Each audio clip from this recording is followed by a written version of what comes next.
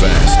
Thousands lost. The army nearly destroyed. But Washington chose something radical.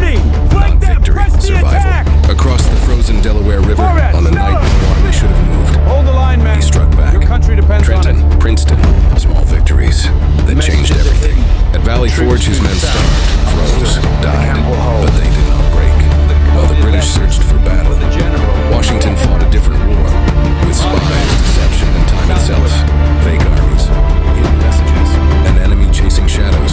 Then in 1781, the trap closed at Yorktown. One surrender, that ended a war. He didn't win by overpowering his enemy. He won by outlasting them. And in doing so, he didn't just secure victory, he created a nation.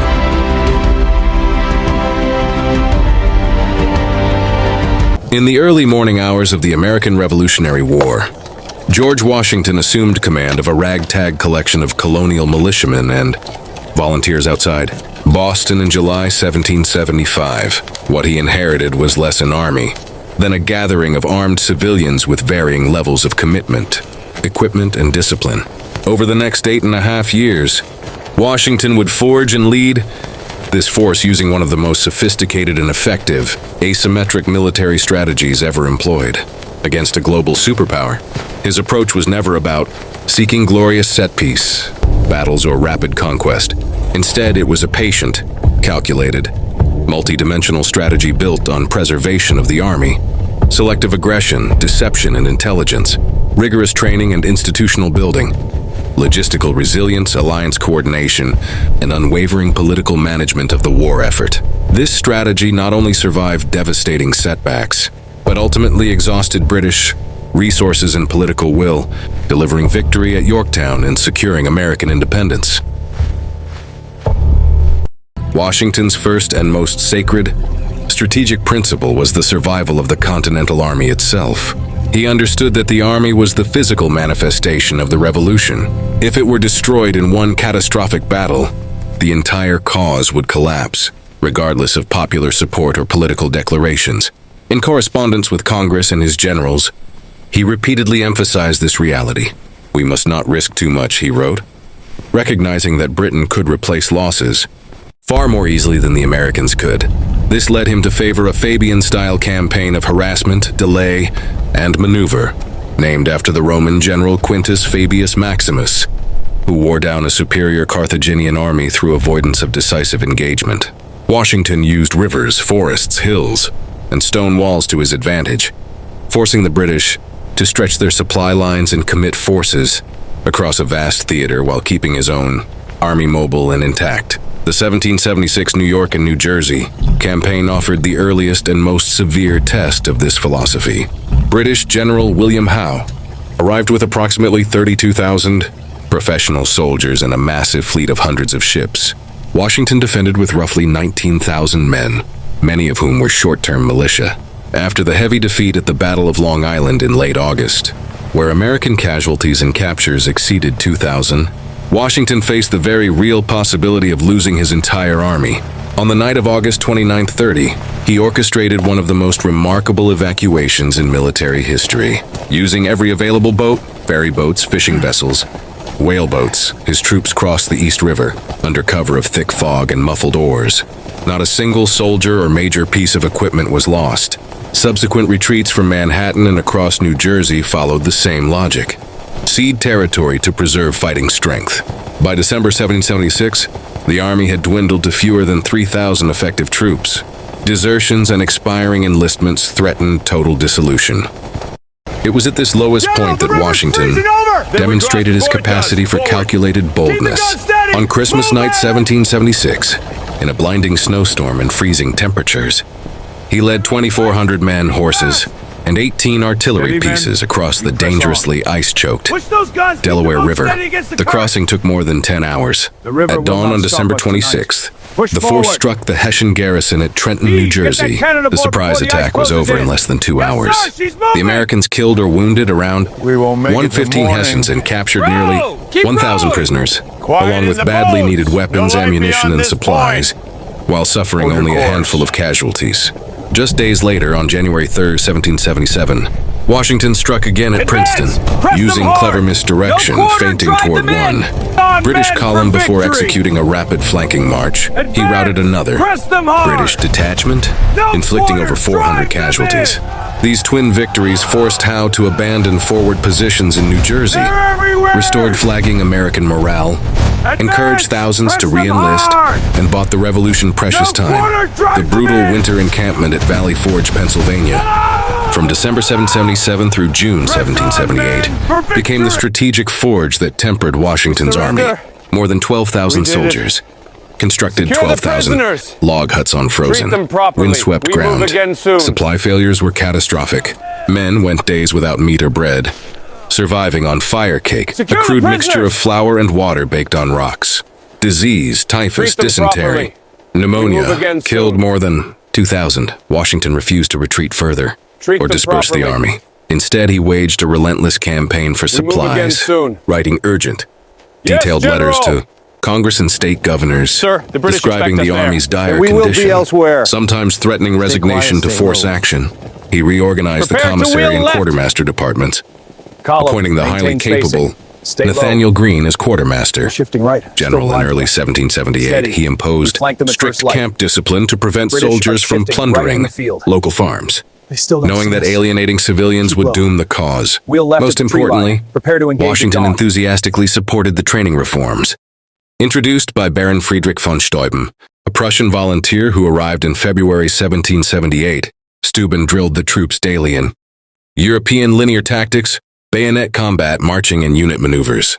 Washington personally inspected progress and integrated these changes. By the time the army marched out of Valley Forge in June 1778, it was a far more professional and cohesive force capable of confronting British regulars on more equal terms. Washington's mastery of deception and intelligence operations added another critical layer to his strategy. He cultivated extensive spy networks, most famously the Culper Ring, operating out of British-occupied New York. Agents such as Robert Townsend, Abraham Woodhull, Caleb Brewster, and Anna Strong used invisible ink, coded messages hidden in newspapers, and signals, such as laundry hung in specific patterns, to relay vital information about British troop strengths, ship movements, and strategic intentions. Washington skillfully used this intelligence to feed the British false information through double agents.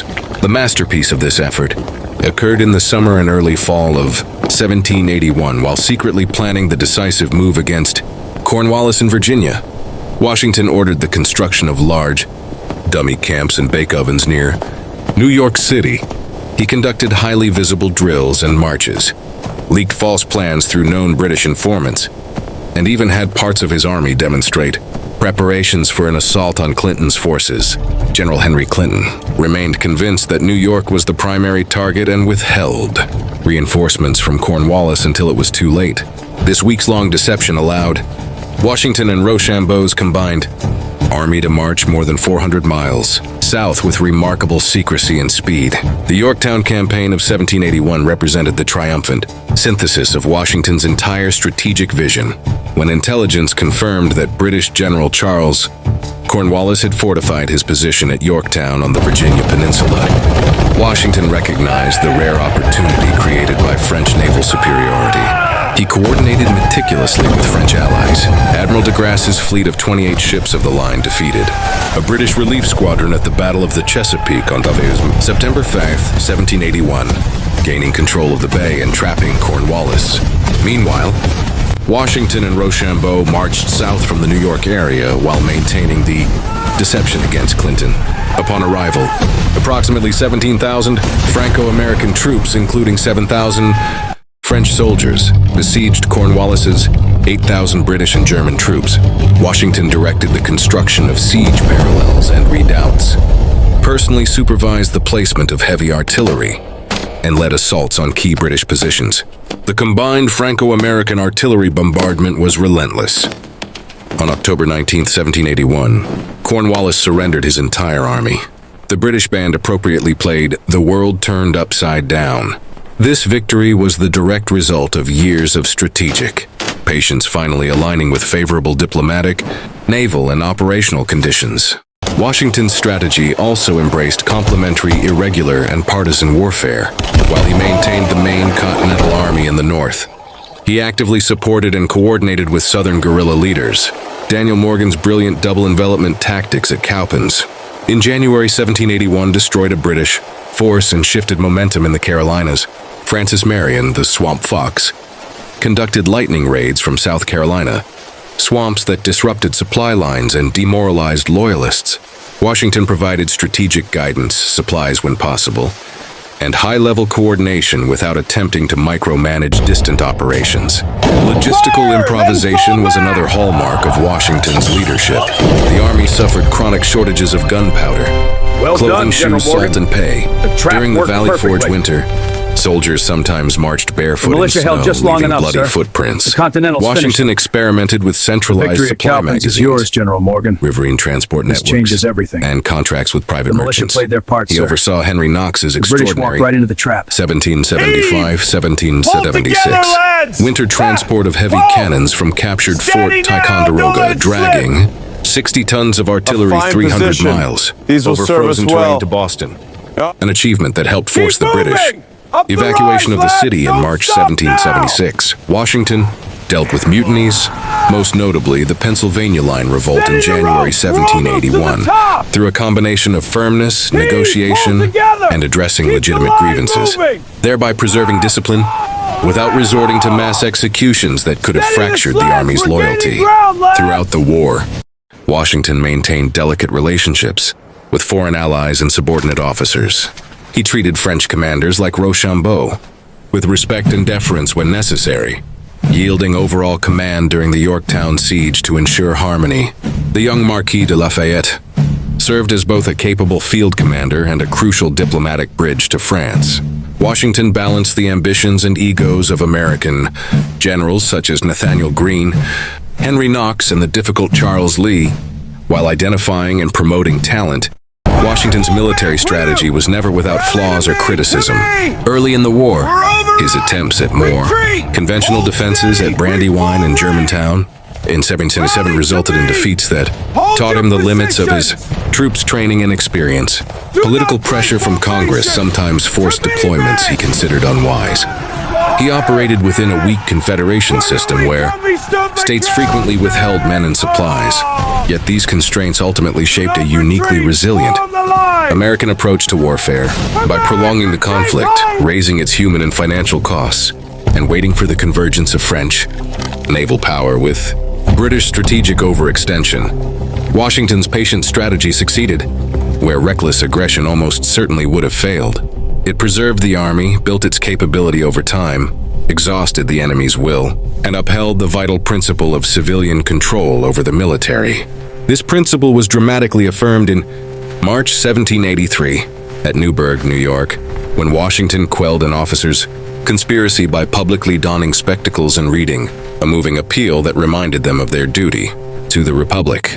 From the perilous Christmas crossing of the Delaware River and the suffering at Valley Forge, through years of retreat and harassment, to the coordinated triumph at Yorktown, George Washington's military strategy exemplified endurance, adaptability, deception, training, logistics, and alliance management under the most adverse conditions.